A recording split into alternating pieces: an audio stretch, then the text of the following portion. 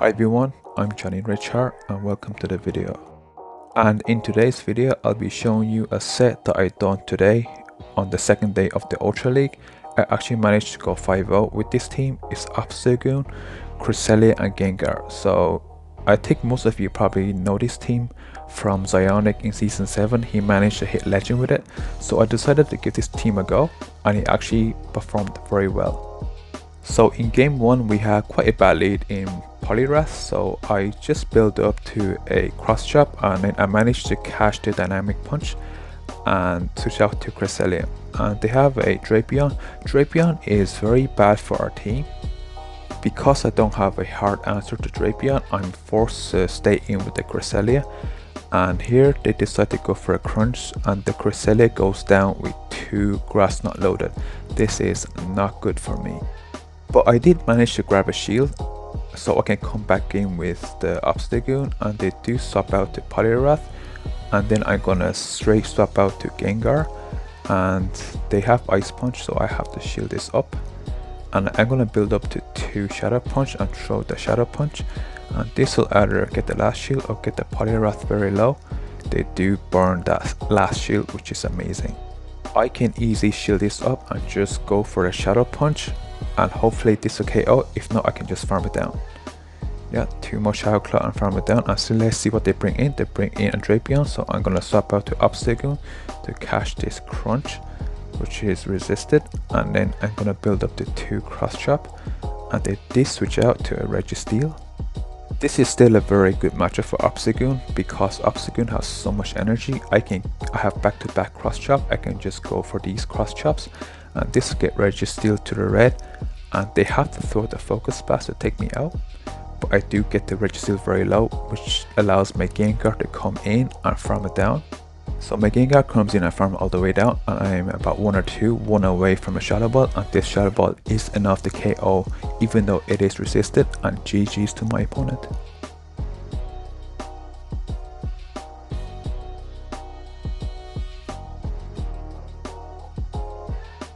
So we're gonna hop into our second match against Ricardo of Sparta. We have a very good lead against Gfisk.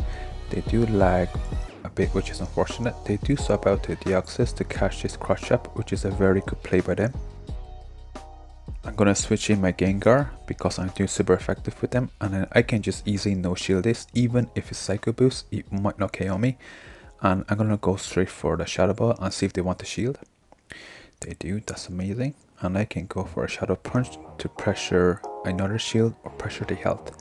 They let it go, they do survive. I have the shield to maintain alignment for my Obstagoon against the Gfisk, and I do win switch, which is perfect.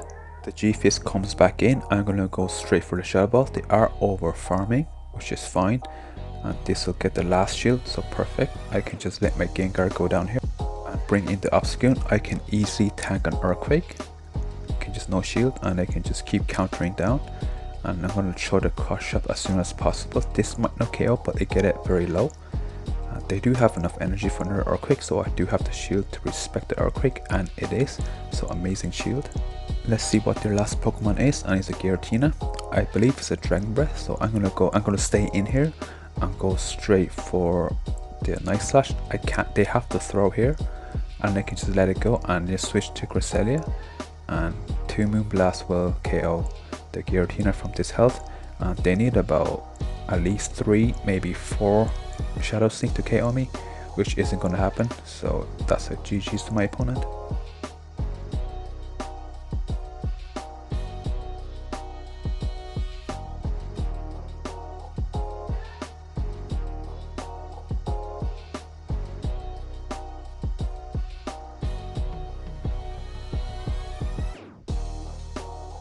Okay, so we have our third opponent here against Choco, I think, and we have Obstagoon Mirror. So this is, I suppose, IV dependent. They do swap out and catch this Night Slash. Let's see what the Pokemon is. It's a Swampert, which is fine. I'm gonna swap into my Crest to hard counter the Swampert because I do have Grass now. I can no shield these Hydro Cannons. As you can see, Cresselia can tank these Hydro Cannon quite fine, and I'm gonna go straight for the Grass Knot and one-shot the Swampert, and I win switch pretty cleanly. They have a Giratina, so I'm gonna go straight for the Moonblast. I do get a shield, which is amazing. I can let this Cresselia go down and just take the switch and shield advantage. I do get up under the Moonblast. And let's see, they do let it go. They are farming me down, but I can come in with the Gengar, I believe. Yeah, because I want the Gengar to avoid the Obstagoon. They are going for Dragon Claw, and they have so much energy.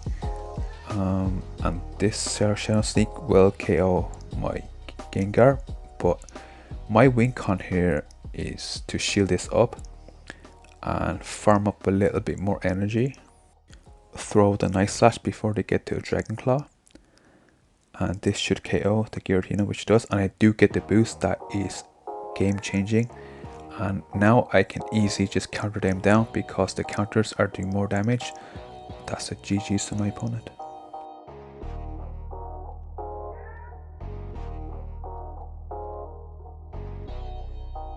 So hopping into our next match against Dorbar, we have Obstagoon against Giratina, another good lead. This is running Dragon Breath. Obstagoon still wins this, but is closer if he has Dragon Breath. I am just gonna go straight for the Night Slash as soon as I get the energy for it, and they obviously will go for Dragon Claw, and I can go for another Night Slash here and just fish for the boost.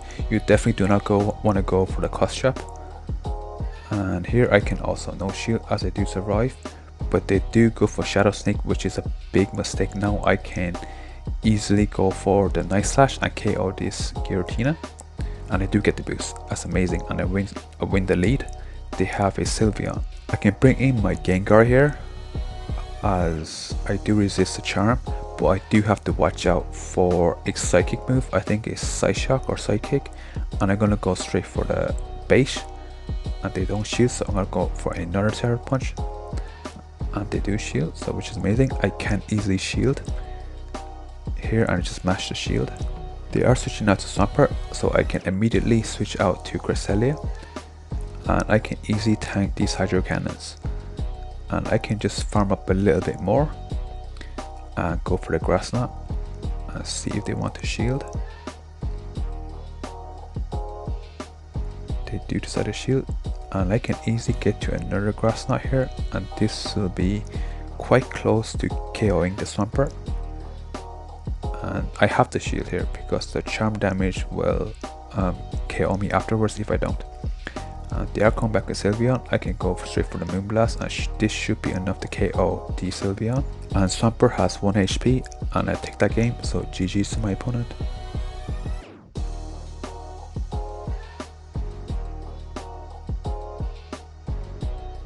We are now 4-0, and we have our last opponents, Jeremy C. We have Obstagoon against Togekiss. Horribly. We have the safe swap to Cresselia. They are staying in a little bit, so I'm gonna go throw the Moonblast. They do catch it on Snorlax, which is fine. I do have to win switch at all cost because I don't want that Togekiss to face my Obstagoon later on in the match. They do let it go, which is fine, so I have to shield to try and win switch. And I'm gonna go for the Grass Knot. I can survive this Body Slam, so don't need to shield. This Grass Knot will KO the Snorlax if they don't shield. Yep, they let it go, so I win switch, but I am at a shield disadvantage. So let's see what they have. They are bringing back Togekiss. I can go straight for the Moonblast. This might pressure a shield. Yep, it does. So I can let the Cresselia go down here. I can bring in the Gengar because this is the alignment that I want. Gengar against Togekiss, and then Obstagoon versus whatever they have in the back.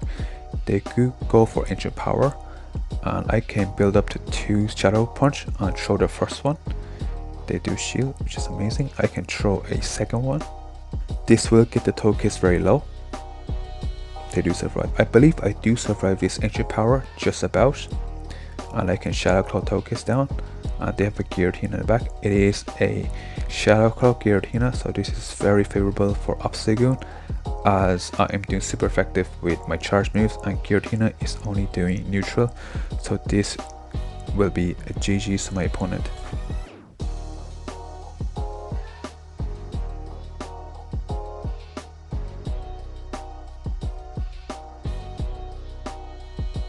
that was a 5-0 set, and thank you all for watching. If you want to follow me on my GBL Season 9 journey, you can subscribe, and I catch you all in the next video. Bye bye.